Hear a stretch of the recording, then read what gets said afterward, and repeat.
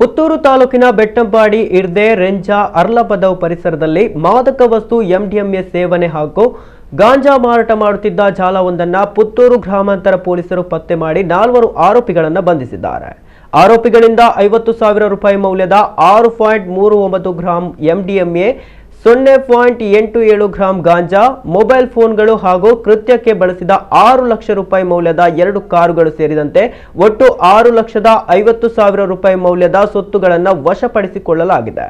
ಪುತ್ತೂರಿನ 33 ವರ್ಷ ಪ್ರಾಯದ ಮೊಹಮ್ಮದ್ ಹರ್ಷದ್, 31 ವರ್ಷ ಪ್ರಾಯದ ಮೊಹಮ್ಮದ್ ಆರಿಶ್, 46 ವರ್ಷ ಪ್ರಾಯದ ಇಬ್ರಾಹಿಂ ಅಶ್ರಫ್ ಯಾನೆ ರೋಜಾ ಅಶ್ರಫ್ ಹಾಗೂ ಆರೋಪಿಗಳಿಗೆ ಮಾದಕ ವಸ್ತು ಎಂಡಿಎಂಎ ಪೂರೈಕೆ ಮಾಡುತ್ತಿದ್ದ ಬಂಟ್ವಾಳ ನಿವಾಸಿ 46 ವರ್ಷ ಪ್ರಾಯದ ಮುಸ್ತಫಾ ಬಂಧಿತರಾದ ಆರೋಪಿಗಳಾಗಿರ್ತಾರೆ. ಆರೋಪಿಗಳ ವಿರುದ್ಧ ಎನ್ಡಿಪಿಎಸ್ ಕಾಯ್ದೆಯನ್ವಯ ಕೇಸು ದಾಖಲಿಸಿಕೊಂಡು ತನಿಖೆ ನಡೆಸಲಾಗುತ್ತಿದೆ. ಪುತ್ತೂರು ಗ್ರಾಮಾಂತರ ಪೊಲೀಸ್ ಠಾಣೆಯ ಉಪನಿರೀಕ್ಷಕರಾದ ಗುಣಪಾಲ ಜೆ ಮತ್ತು ಸುಷ್ಮಾ ಭಂಡಾರಿ ನೇತೃತ್ವದ ಪೊಲೀಸ್ ತಂಡ ಹಾಗೂ ವಿಶೇಷ ಪೊಲೀಸ್ ತಂಡ ಈ ಕಾರ್ಯಾಚರಣೆ ನಡೆಸಿದೆ.